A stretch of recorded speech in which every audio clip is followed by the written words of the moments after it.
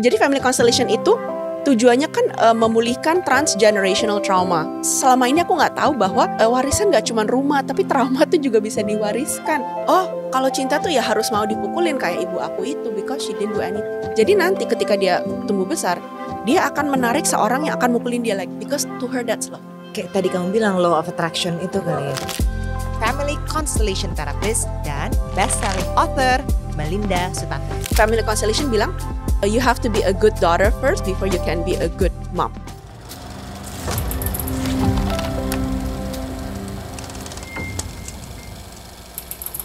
Hi everyone, hi, thank you for inviting me hari ini. Aku yang senang banget karena kita terakhir duduk bareng itu hampir 12 tahun yang lalu di New York makan. Yes. Setelah kamu menjual perusahaan furniture kamu, Yes. terus kamu jalan-jalan keliling dunia, tiba-tiba loh, kok Melinda ada family constellation therapy nih kak, bagus banget. Teman-temanku pada ngomong gitu, siapa yang ini yang ngajarnya? Melinda Sutanto.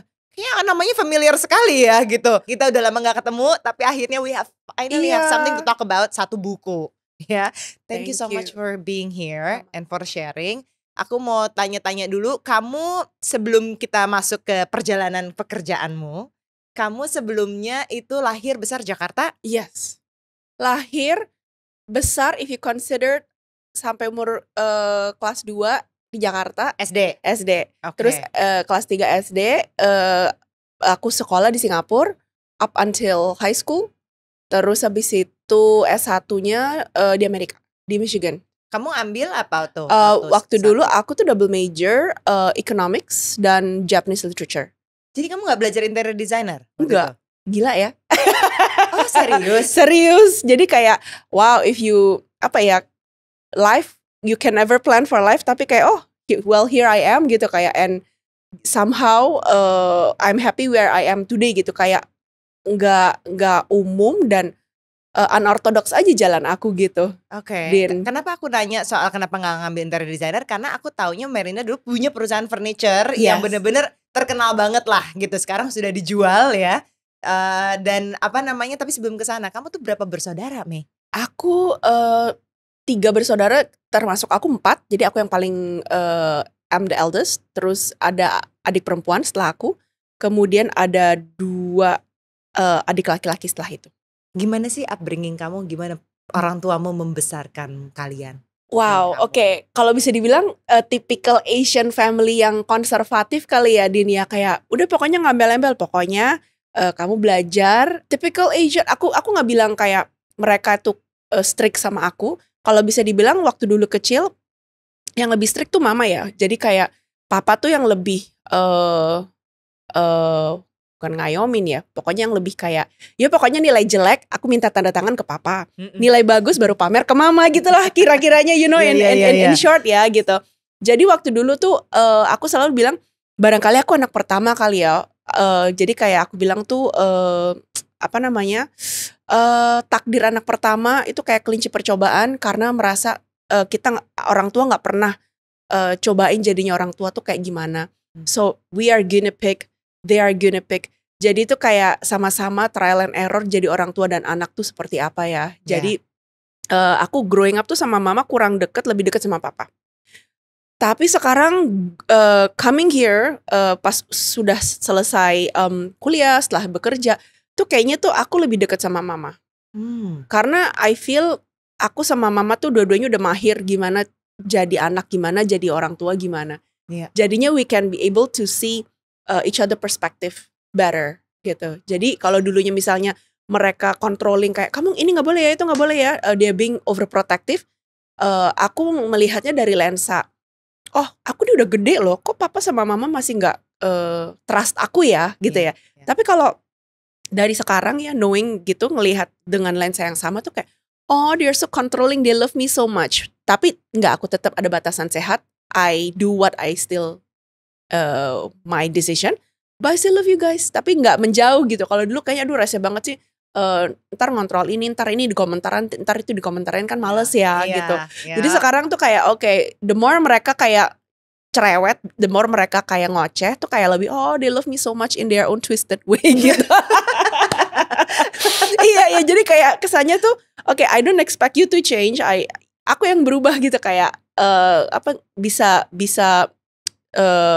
disagree tanpa menjauh gitu. Jadi the key of family harmony sebenarnya itu ya gitu. Karena yang kita pikir tuh oke, berbakti itu mengikuti segala ekspektasi orang tua gitu, menuruti secara totalitas. Tapi banyak clients and patient who comes to me tuh gara-gara mereka menuruti secara totalitas, jadi mereka tuh di belakang tuh berhidup secara ganda.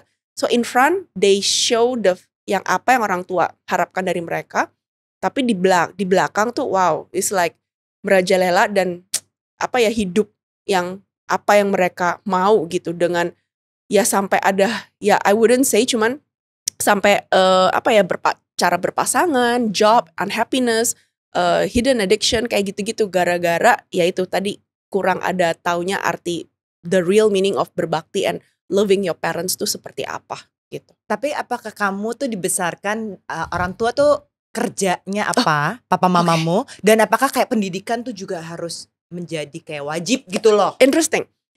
My parents dua-duanya working parents ya. Jadi aku melihat mama tuh sosok yang kayak gila dia tangguh banget ya. No wonder I cannot imagine if I were in her place ya. Istri iya, ibu 4 orang anak lagi. Terus kerja iya ya.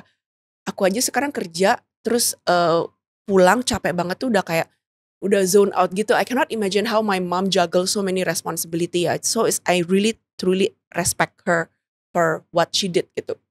Jadi dulu kecil tuh papa mama cuman gampang, mereka tuh I'm so thankful mereka tuh bukan parents yang banyak tuntutan. Jadi mama cuman bilang kamu pokoknya jangan sampai nggak naik kelas. Jadi bukan yang harus ranking 1 ya gitu, karena ya nggak tahu ya kenapa. Jadi pokoknya kamu jangan sampai nggak naik kelas. Expectationnya so low gitu. Jadi menurut aku I feel guilty karena teman-teman aku di sekolah tuh enak ya mama aku tuh aku dituntut ranking harus apa. Terus aku jadi merasa kayak guilty sendiri. Jadi aku harus ranking nih mbak gitu.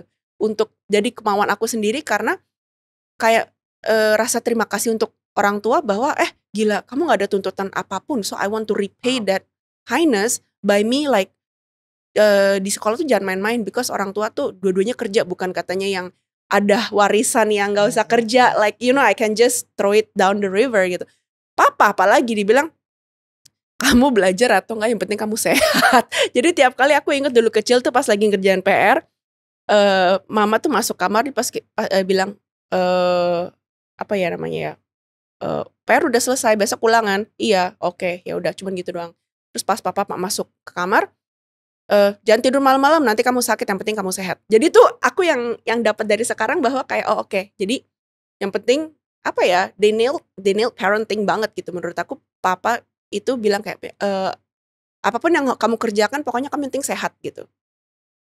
Dari mama ya udah pokoknya kamu yang penting naik kelas.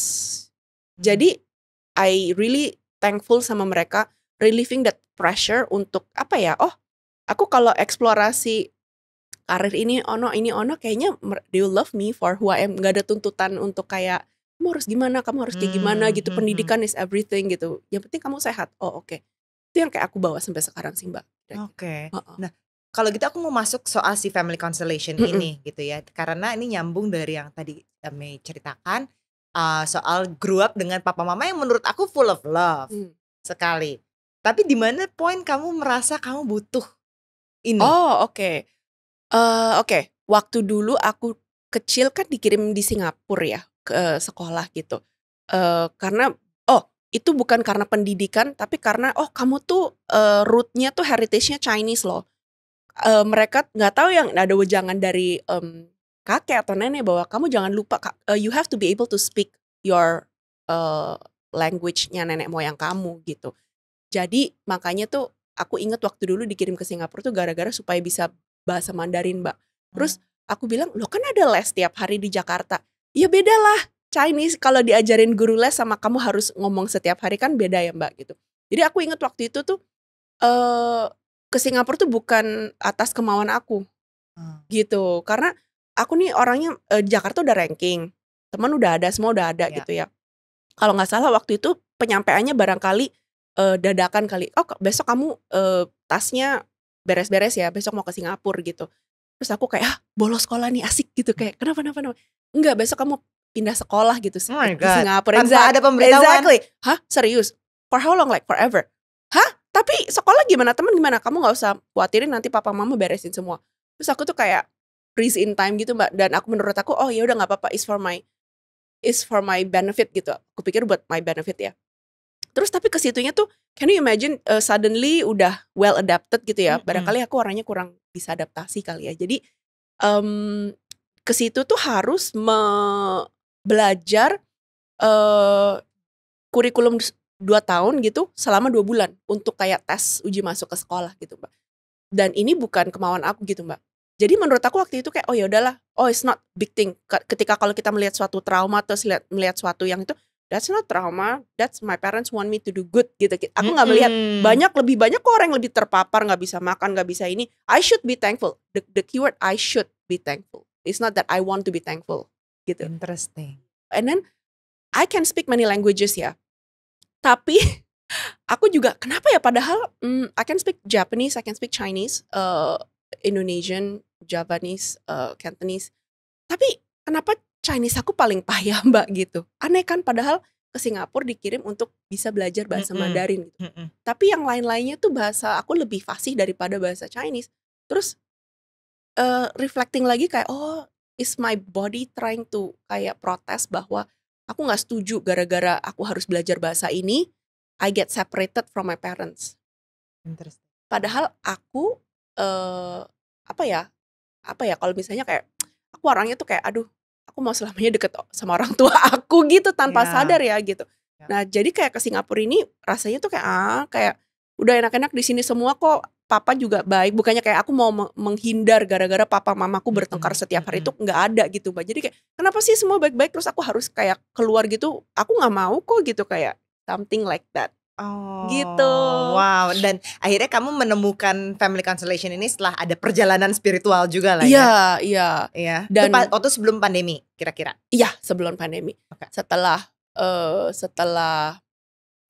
sebelum pandemi betul. Setelah masa tai-tai itu yang jadi Melinda sempat setelah udah menjual company-nya sempat berjalan-jalan ke luar negeri kan, explore. Iya, it's like that's it. Aku mau ngambil judulnya sabbatical, cuman intinya aduh gimana sih tai-tai life tiap hari kayak ngeteh ya kesini ya sosialita. Oh, it's one of the best year in my life gitu. Cuman kayak karena nggak tahu aku role modelingnya mama kerja atau 2 tahun tuh cukup Mbak. Abis itu kayak gatel gitu. Aku ngapain ya abis ini, you know what I mean, kayak apa ya gitu, kayak cacing kepanasan gitu. Iya. Terus udah gitu kamu menemukan dari apa meditasi segala macam sampai ke family constellation. Iya kan icip-icip tuh healing modality kan banyak tuh gitu kan. Ada macam-macam hipnoterapi lah, meditation lah apa, terus ada kayak reiki gitu aku coba-cobain. Tapi kayak yang nyantol tuh kayak family constellation Mbak. Padahal kan kamu gak ada trauma Mei. Tapi menurut aku gini, setiap kali ada komentar orang lain gimana gitu ya, aku tuh selalu kayak ke trigger pointnya, aduh kamu gak usah muluk-muluk deh ngurusin negara, ngurusin perusahaan, di rumah aja gak beres semua mau ngurusin yang lebih besar. Terus kayak aku gitu, jadi kayak I notice kayak the things yang aku kayak marah atau kayak itu kenapa semuanya hubungannya sama kayak keluarga ya gitu. Jadi aku merasa kayak where your anger lies itu is where your passion is gitu.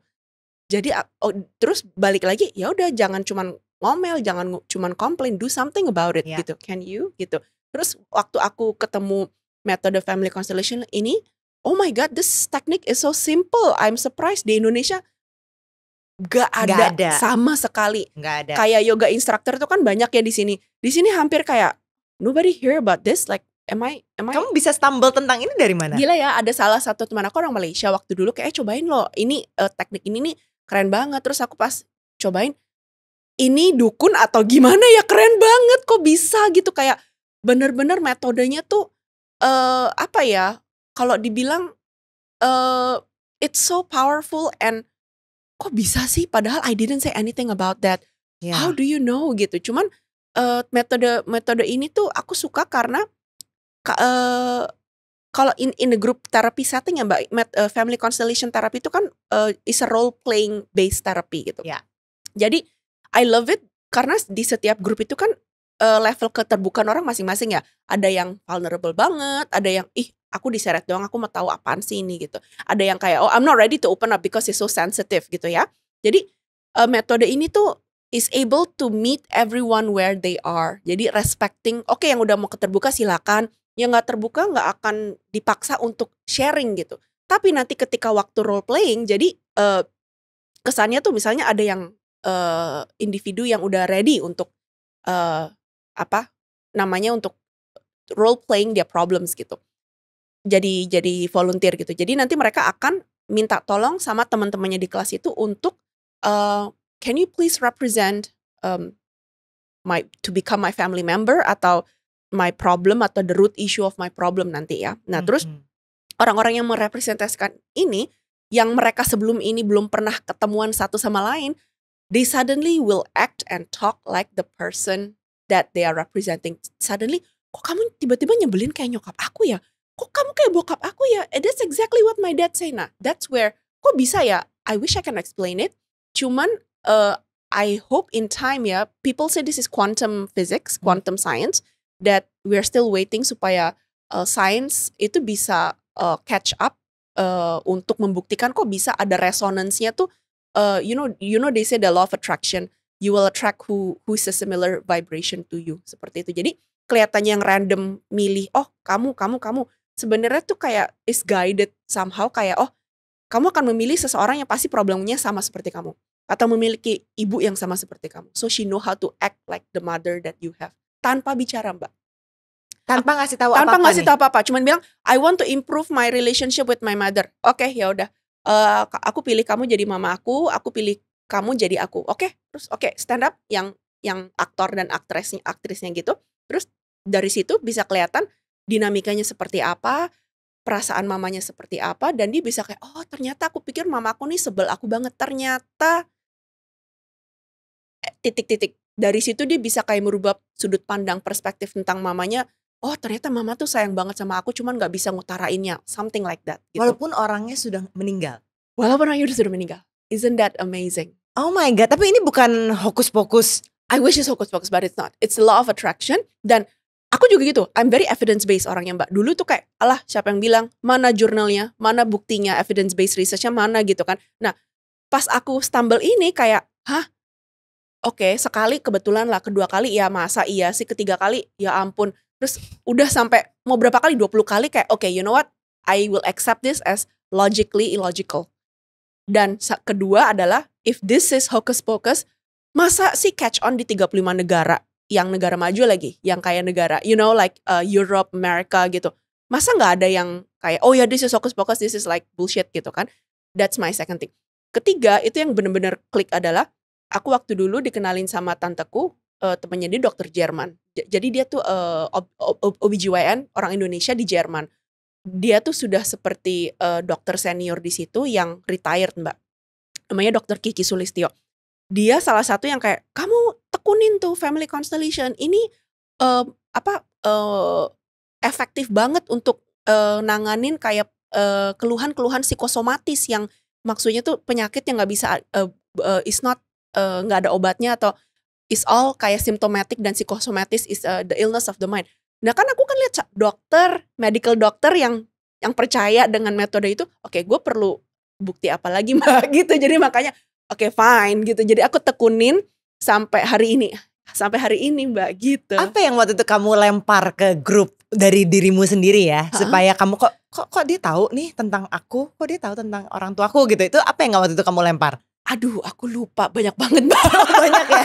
Karena waktu itu kan kayak gini tuh kayak sekali, oh ini kan jadi family constellation itu tujuannya kan memulihkan transgenerational trauma. Jadi kita selama ini aku nggak tahu bahwa ternyata warisan nggak cuma rumah, tapi trauma tuh juga bisa diwariskan dan auto ya, whether you believe it or not gitu. Jadi aku pikir selama ini tuh a baby itu lahir dengan blank slate. Dengan ya udah aku kamu, apa yang mama lakukan, apa yang nenek lakukan, apa yang papa lakukan, it's on them. Pikirnya gitu dong mestinya. Aku tuai apa yang aku tanam, that's it. Aku cuman in my corridor just go straight. Tapi yang ternyata family constellation menyatakan bahwa oh no, you carry the whole good and the whole bad of your generation, dari mama, dari papa, dari silsilah papa, dari silsilah mama gitu. Nah, dan ini udah dibuktikan dari satu neuroscience researcher di Mount Sinai Hospital, namanya Rachel Yehuda. Jadi dia itu ngetes waktu itu kalau nggak salah bayi-bayi yang dilahirkan atau ada kakek neneknya tuh yang pernah perang, ada PTSD, dan papa mamanya atau kakek neneknya yang gugur dalam 9/11. Nah terus bayi itu dilahirkan, setelah 9 bulan dites cortisol levelnya gitu, stress levelnya rendah banget mbak gitu. Jadi kesannya kayak nggak normal sama dengan bayi yang keturunannya nggak ada yang terlibat dari peperangan, dari 9/11 gitu. Nah terus jadi dia menyimpulkan bahwa oke, a baby is not born as a blank slate, udah carry over kayak trauma-trauma orang tua dan kakek nenek yang belum proses. It will be like kayak nih kamu proses ya, tambah lama kalau kita nggak proses, orang tua atau nenek kakek udahlah aib disimpan aja, nggak usah depan, kita pikir hilang ya, but actually cuma tersembunyi dan itu diwariskan ke generasi berikut. Wow. Gitu. If you said kenapa sih Gen Z dikit-dikit mental, this is why. Karena zaman dulu kakek nenek, buyut ya, maybe is such a taboo and gak seperti social media dan parenting, ilmu parenting gak semarak sekarang. Yeah. And maybe it's not their fault also karena waktu dulu zaman perang their first priority is not untuk memulihkan trauma. Their first priority is to survive, jangan mati, jangan dibom during perperangan. Jadi perangnya tuh di luar ya, just survivors physically ya kan. So tapi ada all the efek peperangan itu dilansirkan ke orang tua. Nah orang tua kita punya sebagai collective mission, kamu beranak pinak dulu deh karena banyak yang meninggal nih waktu kemarin di medan perang. So that's why if you see kayak our grandparents, our parents tuh anaknya kayak 5-6 gitu kan ya kan. Nah come to the millennial and Gen Z era di mana kayak oke, ini kayaknya eranya sudah aman, damai, no nggak ada kayak chaos, tentram. Oke, it's safe to unleash the inner war. Jadi perang batin. Jadi semua tuh yang kayak titipan-titipan yang kakek nenek ibu ayah yang nggak mau ngeproses traumanya, saya titip ya gitu. Jadi estafetnya tuh kayak kamu perang batin sekarang deh. So that's why like so many mental illness coming out during the millennial and Gen Z era. Kayak Gimana gitu, motong mata rantainya dong? Nah, orang bilang gimana cara motong rantainya? Is easy, is to choose different. Jadi gini, setiap generasi pasti ada namanya pengulangan pola mbak. Pengulangan pola di mana kayak misalnya kamu melihat orang tua kamu berpasangan, ya. Itu yang kamu contohkan, itu yang akan kamu ulangin in your generation. Ketika misalnya ada suatu keluarga yang melihat, orang tuanya tuh pukulin KDRT, terus ibunya diam aja, dipukulin. Jadi anak ini tuh yang misalnya, tapi dia sebel bisa, papa kok atau ibu kok mukulin ayah gitu. Nah itu yang kelihatannya ya. Tapi di alam bawah sadar, di subconscious, itu dia ngerekod bahwa dia merekam, cinta tuh yang dipukulin, yang mau dipukulin. Jadi nanti ketika dia tumbuh besar, dia akan menarik seorang yang akan mukulin dia lagi. Because to her that's love, that's in the rekaman. Kalau cinta tuh ya harus mau dipukulin kayak ibu aku itu, because she didn't do anything. Ya kayak begitu. Kayak tadi kamu bilang law of attraction itu. Law of attraction ya. Jadi how to break the pattern adalah ketika pola ini terulang lagi, yang mukul, do you want to stop beating? Atau yang dipukulin, do you want to stand up for yourself? That's how you break the next generation. Kamu mencontohkan bahwa kalau kamu dipukulin jangan diam aja. You have to love yourself gitu. Itu kan yang diajarin ke bawah. Atau misalnya yang tadinya mau mukul itu, aku nggak boleh melampiaskan amarah aku ke anak-anak aku. Bagaimana aku melampiaskan amarah yang tertimbun ini dengan cara lebih sehat? Itu kan kayak percontohan ke bawah mbak. Karena anak tidak akan belajar apa yang kamu jangan pegang itu, jangan main HP. Anak akan belajar kalau orang tuanya gak main HP, dia akan ikutin gak main HP. Jadi it's all by modeling ya. Gitu. Wow. Kira-kira. Dan ini aku pernah dengar cerita, soalnya ada teman-teman aku yang ikut tuh terapi kamu. Gitu, dan mereka juga sama responnya. Gila kok bisa tahu ya, bisa mirip banget kayak papaku, mirip banget kayak mamanya, walaupun mamanya sudah nggak ada, segala macam. Dan akhirnya bisa melihat dirinya dia, karena sebenarnya perubahan tuh dari diri kita. Ya itu kan ya sebenarnya yang terjadi gitu kan. Betul. Dan ini yang benar nggak nih yang kamu tulis juga soal di sini. Jadi aku pengen ini nih, kesuksesan itu memiliki wajah ibu, kecanduan memiliki wajah ayah. Kesuksesan hubungan bagi seorang wanita adalah memiliki wajah ibu. Kesuksesan hubungan bagi seorang pria adalah memiliki wajah ayah. Kesuksesan dari bisnis startup memiliki wajah ayah. Mungkin kamu boleh share nih maksudnya apa ini? Oke, jadi gini, di Family Constellation bilang, aduh, apa ya, ini kayak cheat sheet atau cheat code gitu ya. Kalau misalnya mau ya uangnya lancar atau misalnya rezekinya lancar gitu, buat alangkah baiknya untuk memperbaiki hubungan dengan ibu.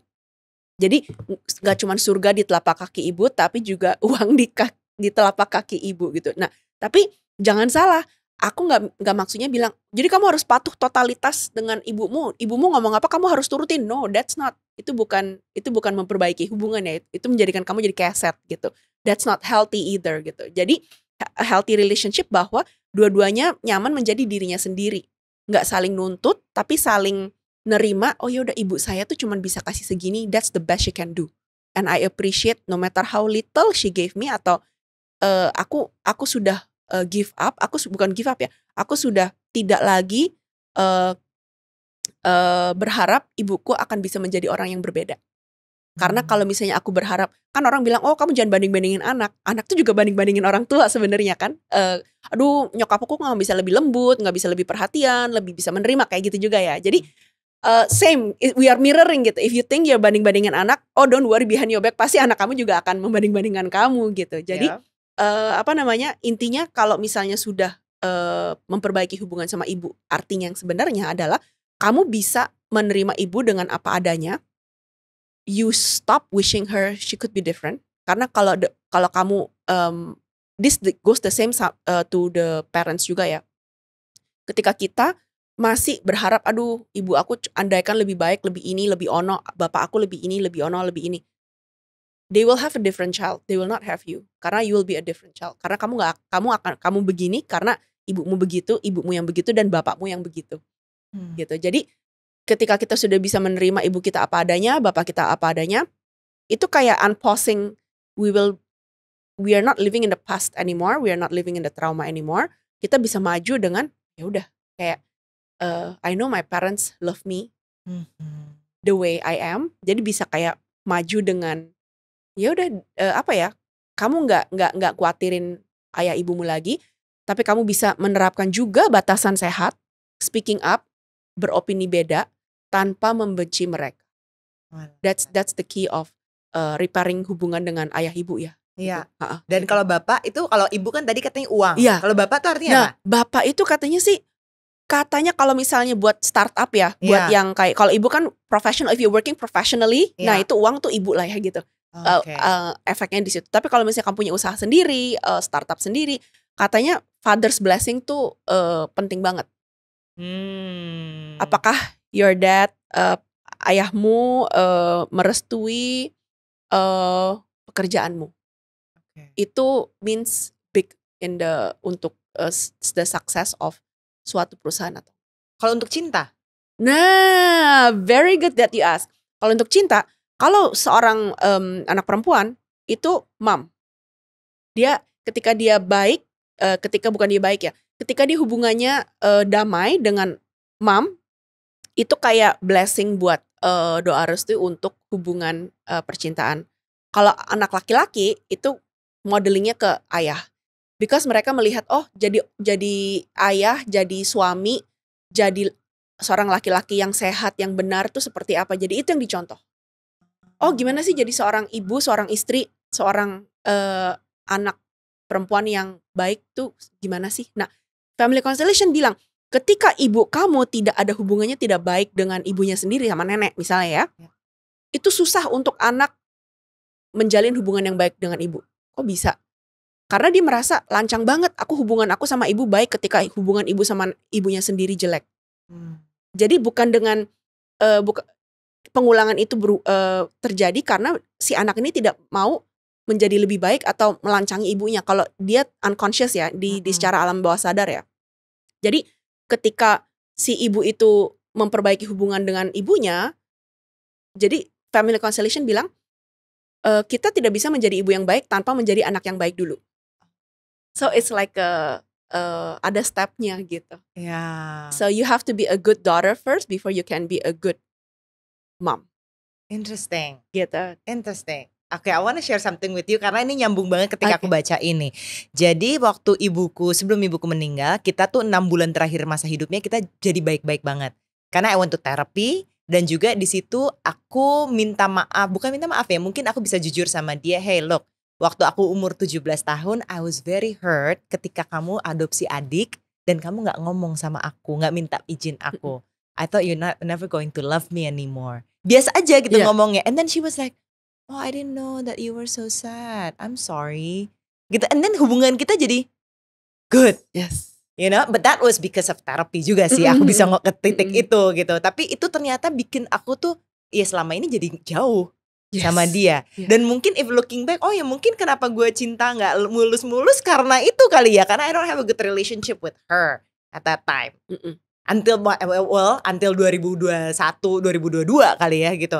Jadi yang it's so true what you said. Gimana mereka tuh orang tua tuh benar-benar pondasi kita dalam personal and professional. Career, professional. Makanya aku kesengsem banget sama metode ini karena menurut aku wow, 99% of the world's problem sampai peperangan negara kalau zaman dulu dilihat gitu ya.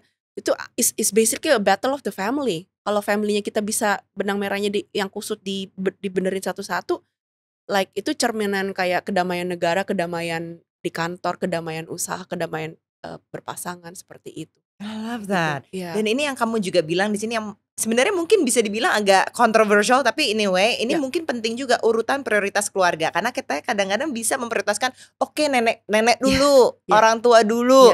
Tapi sebenarnya yang harus diprioritasin itu siapa? Oke. Oh, I love kalau aku bisa membahas urutan cinta order of love bisa 2 hari Mbak. Karena interesting banget. Karena tuh order of love, urutan cinta tuh berubah-ubah berdasarkan fase hidup kita. Jadi ketika kita sebelum menikah ya, kan ada ayah, ibu, anak pertama, kedua, ketiga gitu. Jadi susunannya adalah who comes first adalah si orang tua ini. Pasangan. Jadi si suami istri ini harus didulukan. Baru anak 1, 2, 3. Nah, kenapa?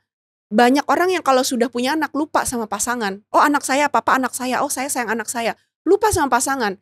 Hello, kalau anak sudah besar meninggalkan rumah, entah itu kerja, kuliah atau menikah lagi, who's gonna take care of you? Pasangan, not kids. Karena itu yang mereka lupa. Oh, papa anak dulu. Nah, bahayanya apa kalau misalnya duluin apa anak dulu anak? Itu nggak sayang sih, karena kamu akan menimbulkan gesekan dan konflik sama pasangan yang nggak dibela atau yang dikebelakangin sama anak yang kamu bela terus. So it's not a good relation, parent and child relation dengan kamu kebalik-baliknya urutan cinta itu. Terus ada lagi ketika anak yang selalu menengahi pertengkaran orang tua. Tuh kamu bilangin mama kamu jangan gitu-gitu. Tuh kamu bilangin tuh papa kamu jangan gitu-gitu. Si anak ini pikir dia baik, menjadi mediator si orang tua. Sebenarnya enggak. Itu merusak urutan cinta. Kenapa? 1, orang tua gak akan mahir berkonflik. Orang tua akan selalu kayak dumb, they stay dumb. Jadi apa-apa, kamu bilangin mama kamu tuh gak ada inisiatif untuk belajar menyelesaikan konfliknya sendiri. Kedua, akan ngerepotin kamu terus-terusan. Dikit-dikit nanti sampai kamu udah gede, udah berkeluarga, kamu akan ditarik terus. But you have your own family to tend to. Kan bukan orang tua terus ya gitu. Jadi diajarin urutan cinta pentingnya itu role, mengetahui role masing-masing seperti itu. Terus bagaimana dengan orang tua yang suka curcol sama anaknya? Nah itu juga tidak memainkan role dengan baik. Karena sebenarnya role orang tua yang harus curcol boleh. Carilah teman sepantaran. Mau bergibah, find your friends. Gak ada friends, come to me. Go to therapy and talk, oh you know my husband did this, my wife tuh gini nyebelin banget. Never curcol ke anak. Kenapa? For 2 things. Anak tuh lebih kecil, kapasitas dia untuk problem solving you think is better than you. Kalau kamu aja sebagai dewasa gak tahu suami kamu yang begini problem masalahnya, you think your child have the solution? Kan enggak ya. Kedua, gak fair juga buat anak karena si anak ini terpaksa, kamu memaksa anak ini untuk ngambil ngebela. Jadi ngebela orang tua tuh, salah satu orang tua tuh sangat toksik buat anak. Because tugas anak di family constellation adalah anak sesehat mental itu adalah yang gak boleh membenci 2 orang tuanya. Harus sama-sama menyayangi mereka sama banyaknya. So buat pasangan atau parents like tolong hindarin, jangan jelek-jelekin, saling jelek-jelekin satu sama lain. to your kids. Jelek-jelekin aja sama teman gak apa-apa. Jangan Iya, sama iya. anak gitu. Jangan sama anak. Iya, Kalau iya. misalnya ini yang juga sering terjadi, mertua. Oh, I Keluarga love that. baru, Mm-mm. keluarga baru udah nikah, Yes. terus tapi mertuanya lakinya Yes. yang didahulukan. Nah, Yes. itu gimana tuh? Nah ini gini, jadi aku tadi belum selesai. Ketika itu kan dinamika yang sehat buat sebelum menikah is quite clear cut ya. Jadi orang tua datang dulu, pasangan, terus kemudian anak 1, 2, 3. Because without pasangan ini memupuki jalinan dan gairah dan api cinta, forget about the kids, there will be no family without these two pasangan. Betul. So this hubungan pasangan tuh sangat foundation, will create a great foundation buat keluarga ini sebelum anak-anak itu lahir. Jadi aku selalu bilang, kalau pasangan aja nggak bisa cekcok, kalau pasangan aja tiap hari cekcok, jangan punya anak dulu deh. Foundationnya shaky. Tapi kebalikan orang di sini, punya anak aja, it will save everything.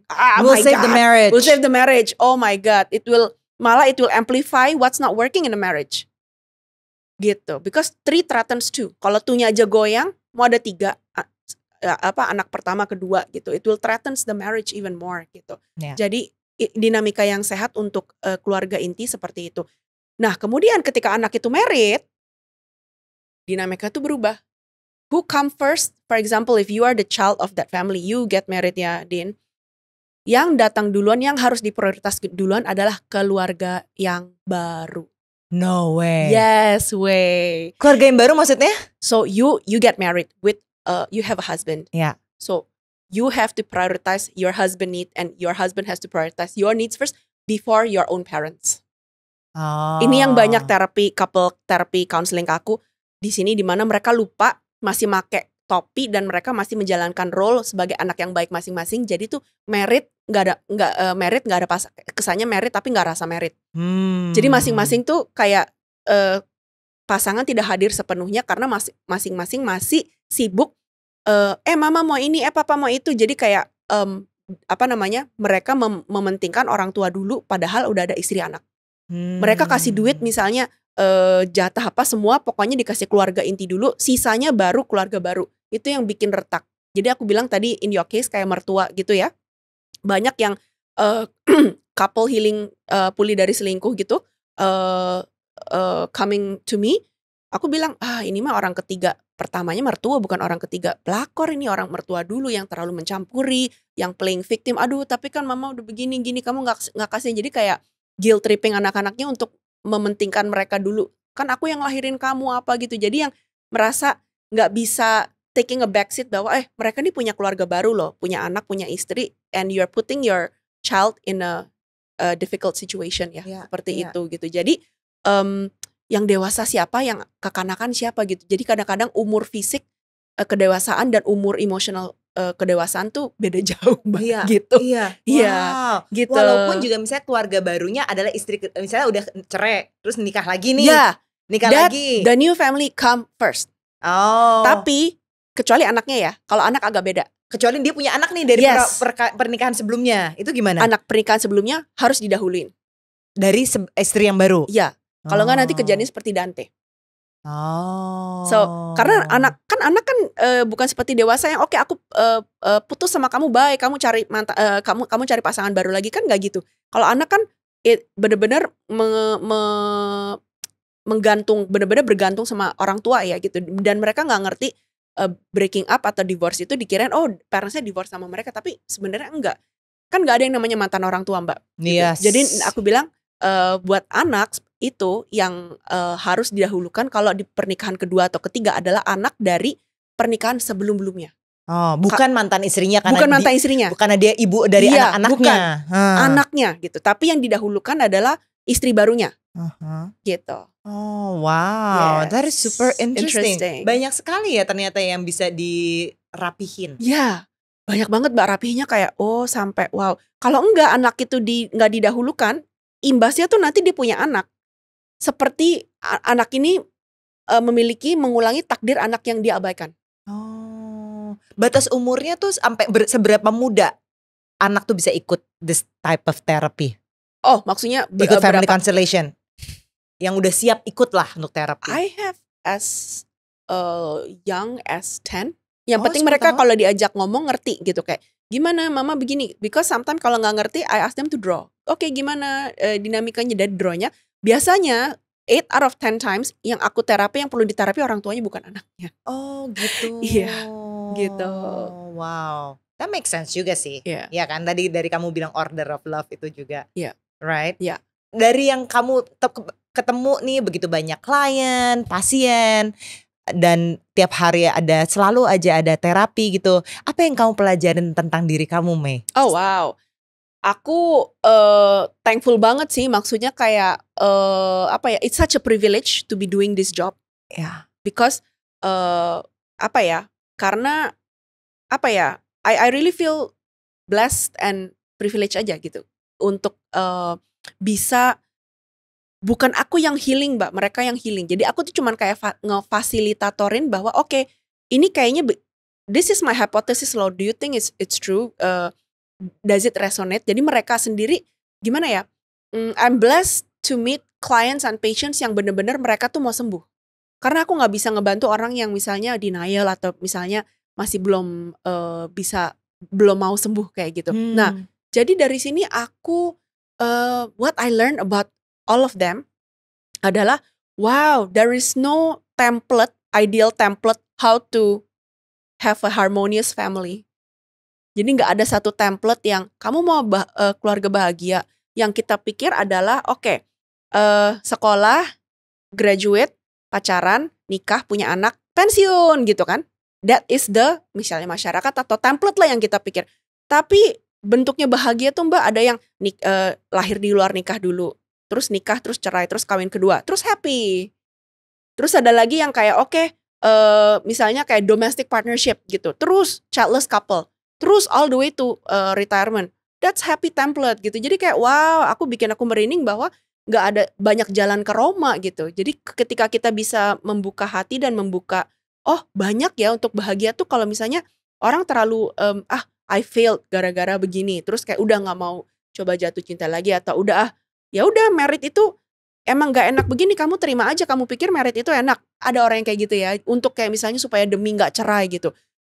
Itu juga oke, ya your choice gitu. Tapi banyak loh caranya bahagia itu dengan kelihatan yang disfungsional pattern. Ini kayak wow, setiap keluarga itu nenek kakek moyangnya yang kelihatannya dulu sebagai korban dan pelaku itu they tried their best loh gitu. Through all this chaos, through all this mess, somehow it found the life to you gitu. Ya. It becomes you gitu. Kamu kan dulu ngerapihin rumah orang, mempercantik rumah orang lewat Rumahmu interior. cantik sekali juga. Thank you. Aku udah takut kamu datang deg-degan lontar interiornya dikomentarin. Tapi sekarang kamu kayak ngerapihin orang tuh dari dalam. With this therapy. Do you feel that way? Dan kayaknya ada nggak turunanmu ini kayak apa ya, mungkin nenek moyangku yang berpengaruh. Yes. Oh my god, aku dulu tuh pikirnya semuanya tuh terjadi sebagai random. Kenapa kita suka karir tertentu, kenapa kita suka certain person gitu ya. Tapi ternyata tuh ada magnet sendiri-sendiri, kayak titipan dari leluhur yang kita nggak tahu gitu. Tapi sinyalnya tuh nyampe gitu ya kan.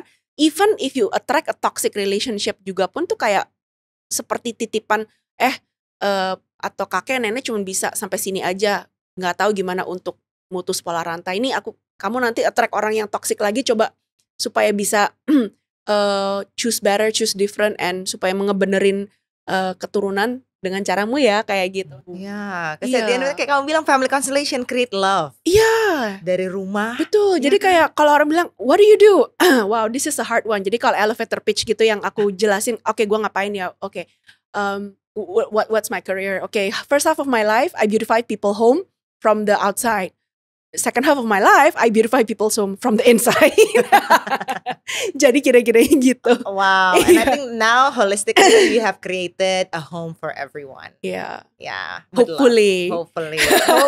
Nah, sebelum kita tuntaskan obrolan ini yang bisa berepisode-episode, kita main tentang penutupnya. Sip. Kamu bisa pilih salah satu dari kartu ini.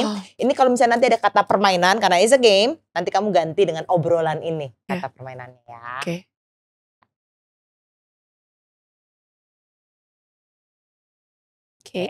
Silahkan kamu baca. Oke.